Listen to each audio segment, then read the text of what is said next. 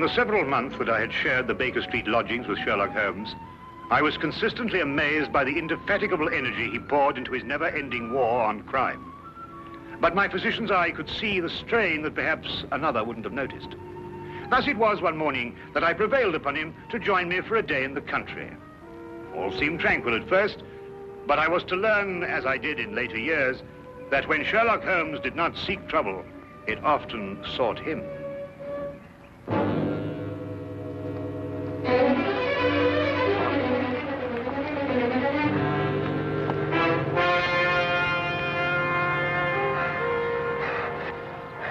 Help her. They may be coming. Steady now, we'll have you all right in a minute. What's happened to the young lady? Who are you running from? Stark. Carroll. They tried to kill me. Out now, Holmes. Perhaps we'd better get them to London, eh? My very thought. The young lady is uninjured, but she's suffering from a deep state of shock. Right. Come along. Oh.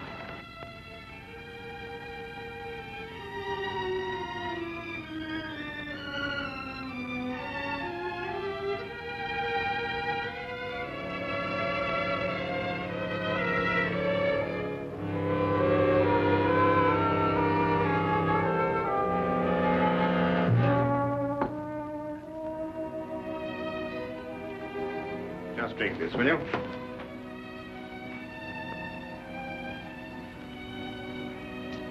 Better now? Much, thank you, sir. Will she be all right, Doctor? Oh, yes, I think so. Twice last night she saved my life. Who is she? I don't know. We only met last night. I'm afraid she's mute. What, deaf mute? No, she hears and understands perfectly. How did you meet her? Well, it all started yesterday afternoon. Seems an eternity since then. I was in my office, facing the realities of my professional situation. I suppose that everyone finds his first venture into independent business to be a dreary experience. After a year of it, I'd about decided to admit failure and seek employment with some recognized firm. It was at that point that I received a client. Mr. Hatherley? His name was Colonel Lysander Stark. Had I known then what horror he was bringing into my life, I would have strangled him right then and there. Frankly, Mr. Hatherley, the commission I have come here to offer you deals with a matter of extreme secrecy. I have gone to some lengths to acquaint myself with both your professional and your personal qualifications. Personal qualifications, sir? Yes. I know you to be an efficient hydraulic engineer, but also that you are a bachelor, an orphan, and that you reside here alone in London. Why, that's very true, but I'm afraid I don't understand. You shall when I explain the assignment. Do I have your word that our conversation will go no further than this room? Of course, sir. I shall respect your confidence. Excellent. Well then, does £50 for a night's work appeal to you? £50? I note by your expression that you suspect some illegality. Let me set your mind at rest on that score. Exactly what you want me to do? To repair a hydraulic press, Mr. Hatherley. A rather large hydraulic press. Well, that hardly seems unusual.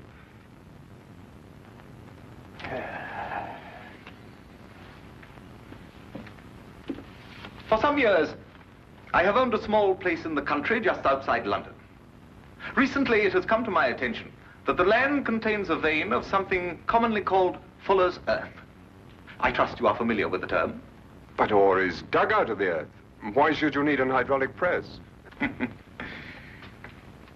I'm a businessman, Mr. Hatherley.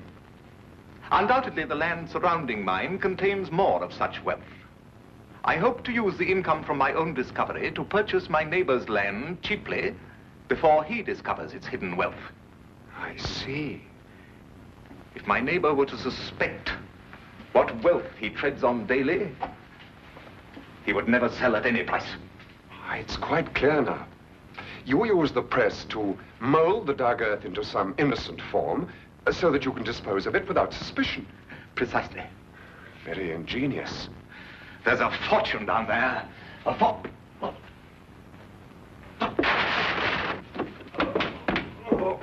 Is there anything wrong? What is it, Colonel Stark? Can I get you something?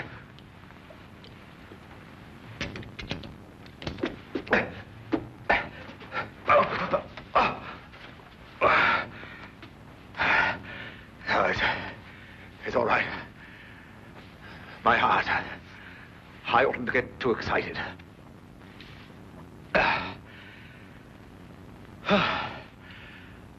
Well, I've put my trust in you, Mr. Heatherley. Do you accept the commission? When do I begin, sir? I promised to meet him that night, last night, at Ayford Station. The time he suggested was quite late, 11:30, but he insisted that it would be less conspicuous. I freely admit that the money kept me from exercising a more natural curiosity at such bizarre proceedings. One point, sir. When we encountered you, admittedly you were in a highly nervous state, but you kept repeating that they were after you. Did this man Stark have a confederate? Yes, a foreigner, a man named Carrow. I was to meet him later that night. Go on. Last night I boarded the train to Ayford and arrived there a little past 11 as ordered. And Colonel Stark was waiting? He was. We drove for almost an hour, and then we stopped suddenly, and he almost pulled me into a darkened house. Stark muttered under his breath as he fumbled to strike a match, but suddenly a light appeared at the top of the stairs.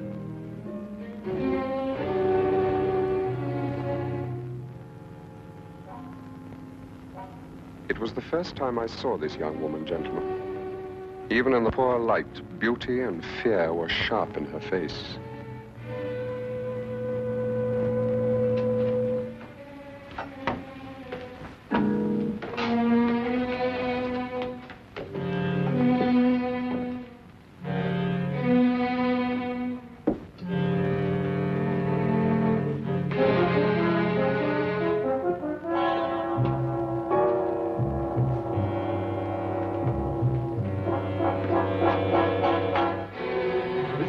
Is our housekeeper. How do you do, miss? She cannot answer you, I'm afraid. She is quite mute. I forgot to tell you that I have a colleague, Monsieur Carroll, brilliant mineralogist. I'll fetch him for you, if you'll excuse me for a moment. By all means.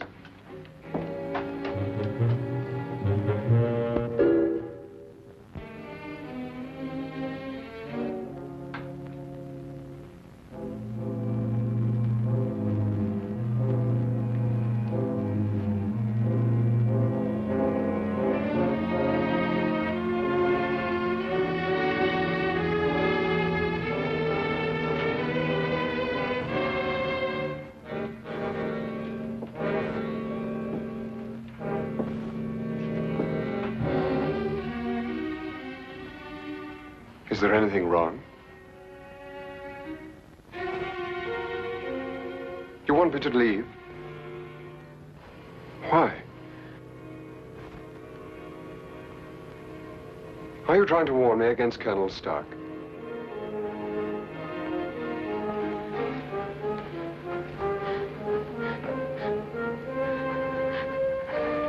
But why should I fear Colonel Stark? I only met him this afternoon.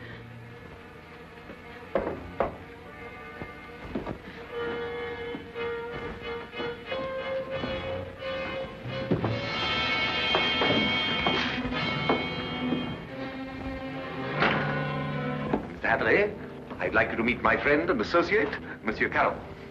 A pleasure, sir. Colonel Stark will show you our press and explain the difficulties we have. I'll join you in a moment. After I have arranged with our housekeeper for your stay tonight. Yes, that's a good idea. Will you come this way, Mr. Heatherley?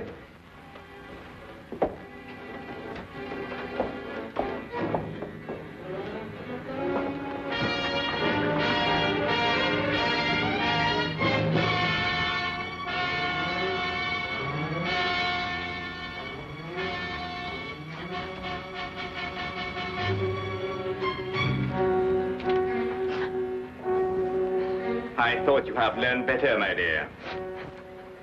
Perhaps I'll have to send you back to school.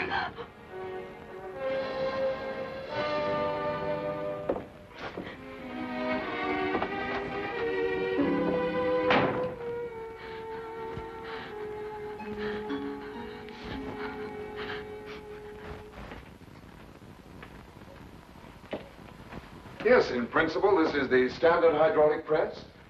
Though I must say I've seen few as large. Indeed. And so it does the work of 4 ordinary presses. I think I told you that time is my greatest foe.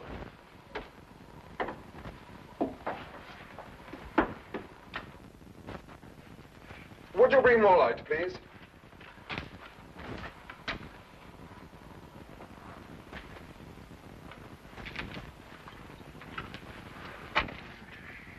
Wood. Concrete would have given you more support. Are these walls reinforced from the outside? Ah, Bruno. I was just about to explain to Mr. Hatherley that all the walls except the one he is examining are reinforced. However, there's no trouble with the walls. It's in the machinery. You'll hear it. Good. Just wanted to check up first.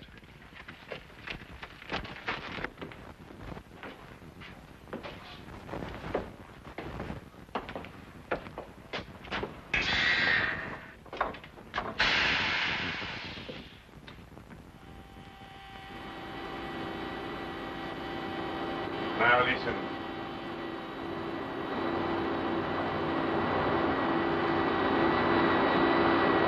Know what it is? One of the cylinders is leaking fluid, cutting down your power. Turn it off and we'll have a look at the driving rods.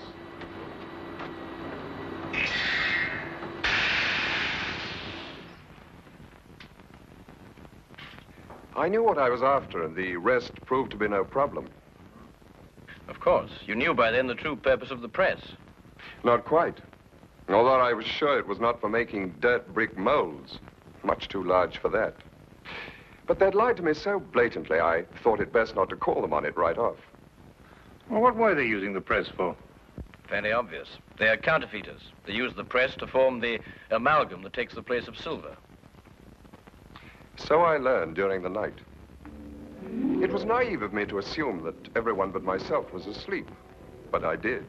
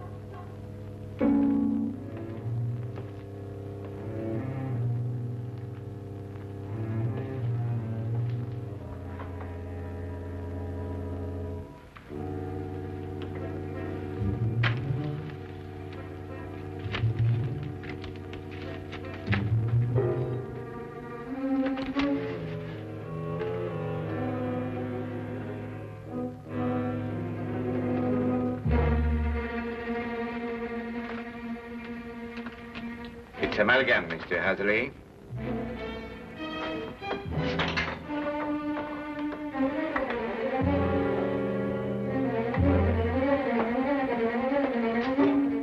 Carol, open up! Let me out of here, Carol!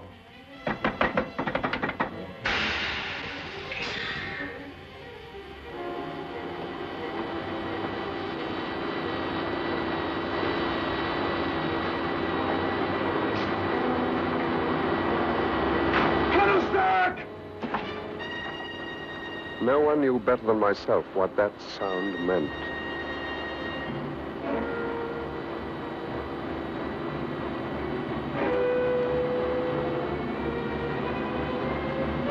Caro had started the press.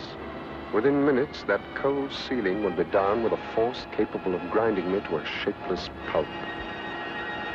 And there was no way in the world I could stop it.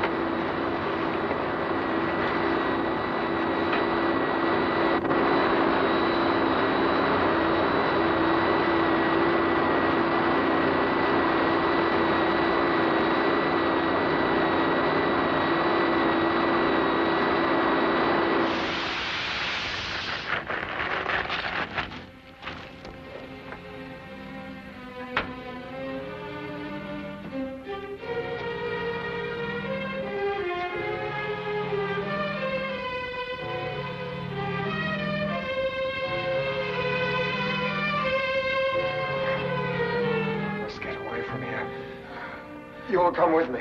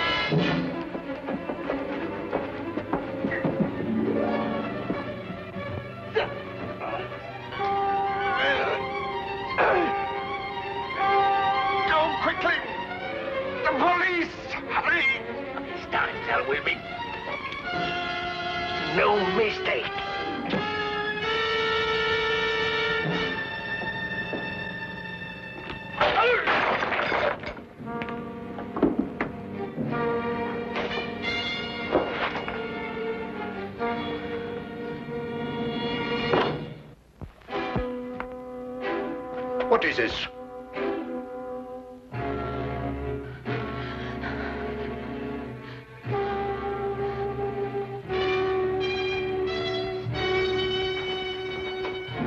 What's happened here? Bruno!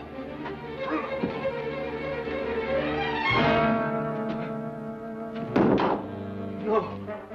No.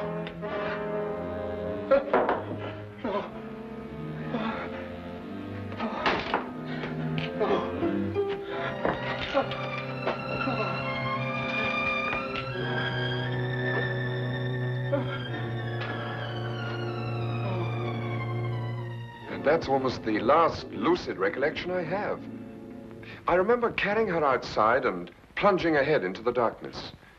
Then you have no memory of going through the woods? Almost none. The next thing I remember, you and Dr. Watson were bending over me. Are you all right? She screamed. Did you hear her? Yes, quite clearly. Please, don't let them send me back. I can't bear it. There now. Brandy, Holmes, will you? There. That's right. You'll be all right. Here, drink this, will you? Now, Spencer. Now, tell me, do you know this gentleman? Yes, Mr. Hatherley. Oh, you can speak. Oh, why last night did you pretend? I wasn't pretending. I've been unable to speak for a year. Excuse me, Miss, Connors. Ruth Connors. Miss Connors. I gather that the events of last night gave you a shock, rather like a shock you received a year ago. Yes. When I saw the gun in Colonel Stark's hand, and it was pointed directly at me, a year ago, another young man visited us to fix the hydraulic press. I see. What do you know about this other young man? I was standing there, watching, when all of a sudden Colonel Stark fired his gun straight into the other young man's face. Why didn't you go to the police? I did. But first I must tell you that Mr. Carew is my uncle and guardian. He's my only living relation. And when I witnessed the murder, he fell upon me, repeating over and over, "You must never say a word. You must never say a word." But the first opportunity I had, I ran to the police. What did they do? Nothing. Because from that moment to this, I've been unable to utter a sound or speak a word. It was as though my throat was frozen up. Incredible. I have heard of this before. The worst of it was, my uncle learnt of my attempt to inform on him and had me committed to Bedlam. The insane asylum? I spent 6 long months there, 6 horrible, unforgettable months before they released me in his custody. After that, he forced me to do his bidding by threatening to send me back. Send me back to school was the expression he used. Why, that's horrible. Very. And I think it's time we called in our old friend, Inspector Lestrade. If only to deal with this man, Carew. You're not forgetting Stark, are you? Oh, I expect we'll find his remains, Watson. The loss of his medicine undoubtedly saved England the cost of executing him. Well, come along.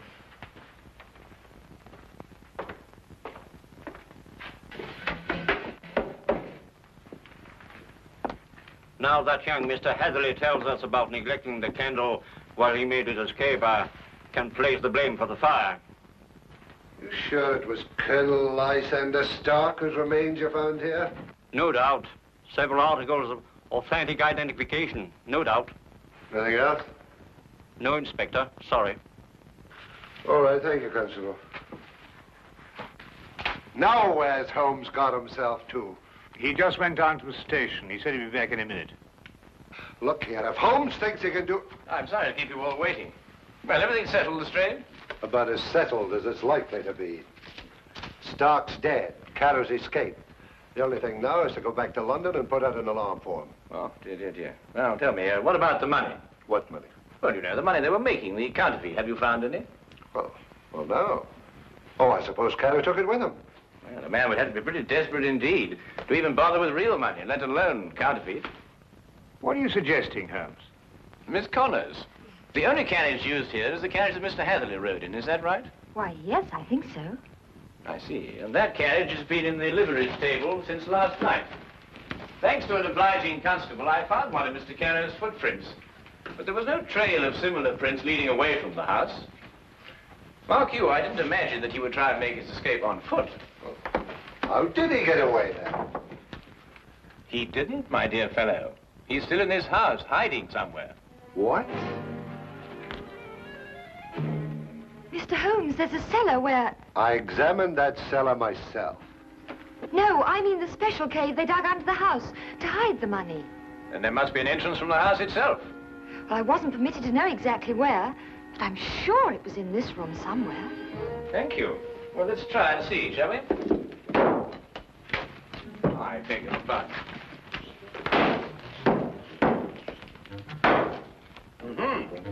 What have we got here?